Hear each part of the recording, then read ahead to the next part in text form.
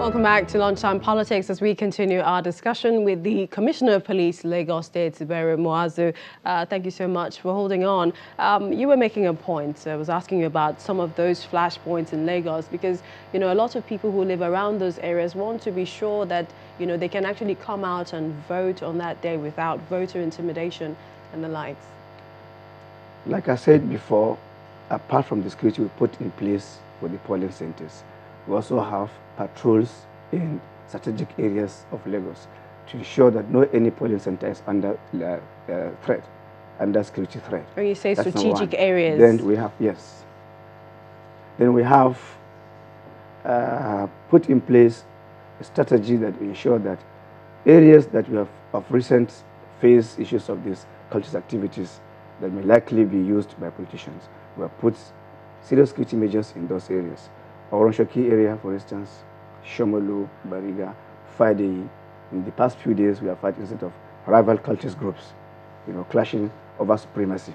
We have made sure that we have patrol teams around there, and we have standby units, riot units, in the area commands to ensure that in case of anything, those units will move in and ensure that it doesn't escalate. What are your thoughts on the marching orders of the president with regards to anyone found, stealing or snatching ballot boxes? The person should be dealt with ruthlessly. Now, snatching of ballot boxes is one out of several electoral offenses. The laws provide for electoral offenses and their punishment. We are there, and we ensure that anybody who breaches any of these laws, including ballot box snatches, will be apprehended and will be dealt with according to the law. All right, let's also ask you, will your men be armed? We also know that you're working in partnership with other sister security agencies, and we know a few of them are not necessarily armed. Some of us are going to be armed, definitely. The standby units, the patrol units are going to be armed. But every security personnel deployed at any polling center will not be armed. No arms at all will be at the polling centers. Tell us restriction of movement for Saturday for Lagos State, and would it be strict, and from what time to what time? It will be strictly enforced. From 12 midnight on Friday, we're going to enforce the restriction of movement up to 6 p.m. on Saturday. Movement of human beings, movement of vehicles will be restricted. It is anticipated that every voter has registered in the polling unit very close to his house. So you're free to move out from your house and go to the nearest voting center where you cast your vote and go back home. No mass movements across the city will be allowed. Another issue that a few people have identified, and there's been a feature of past elections in Nigeria, is vote buying and vote selling. And many people have asked if there is a willingness by men of the force, the police, to enforce that when they see it on election day. It will certainly be enforced. Just like INEC, the police and other security agencies have also gained experience in the past elections. So we perfected our arrangements in such a way that we have investigative units put in place to face electoral offenders. Once an electoral offense is identified by anybody, the man will be definitely arrested and handed over to these special teams, and they will face the law. All right. We'd like to thank you so much, Mr. Zubairu Muazu, for joining us on the program today. Thank you very much. It's my pleasure.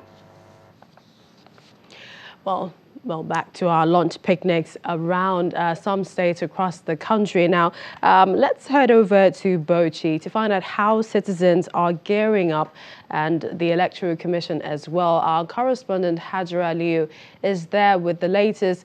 Hajara, is Bauchi ready for Saturday?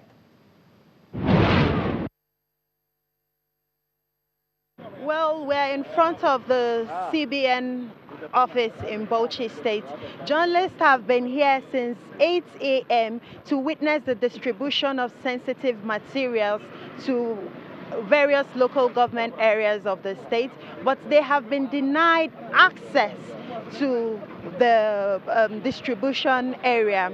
Some party agents, of course, are in there, and some INEC officials, including some security personnel, but journalists particularly have been denied access into the CBN. According to what we're hearing, there's been a circular to that effect to the CBN branch here in Bauchi not to allow journalists in. We have no idea why this decision was taken. Sorting actually took place here at the CBN yesterday. Throughout yesterday, the commission took time to sort out materials for the various local government area, and that has been concluded. But for now, we are still awaiting the distribution proper. According to what we're hearing, they are loading sensitive materials for one of the local government areas, which is the farthest, that's Zaki local government area. That's the one that is ongoing right now. So we'll wait and see as the vehicles come out of the CBN to move to the various local government areas. It's back to you in the studio. Thank you, Hajara. Well, let's go over to River State, where our correspondent Emmanuel Ire has the latest on preparations there. Emmanuel.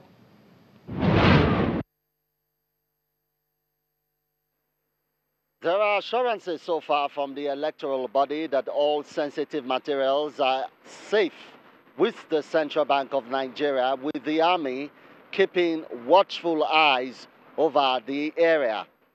Now, talking about the army, the PDP campaign council in the state is alleging that there are perfected plans for the army to cordon off all collation centers around the state and prevent their party agents from gaining access. Now, the army, through its Deputy Director of Public Affairs, 6th Division Colonel Aminu Ilyasu, has said that on the day of the election, the soldiers will be professional, and said that the army has no plans to join issues with the PDP and indeed with politicians for that matter. The worry is that on that day, security agencies will indeed be professional and will provide security for the armless voter and indeed journalists, if I may add. And come Saturday, many expect that there will be no excuses as the polls will hold as planned. And a kind reminder that inciting comments that could lead to widespread violence will do no one any good in the end. Back to you. Thank you, Emmanuel Ire, there from Rivers. But to Nasarawa, our correspondent Halima Gayam joins us and talks about the political atmosphere in Nasarawa State. Halima. Ahead of the rescheduled Presidential and National Assembly elections slated for Saturday, 23rd February, the Independent National Electoral Commission in Nasarawa State, as at 7:30 Wednesday evening, have completed the distribution of sensitive and non-sensitive election materials to the 13 local government areas of the state amid tight security, and the Police Commissioner, Bola Longe, has assured the people of the state that the INEC offices where the election materials were taken to and the election materials will be adequately secured.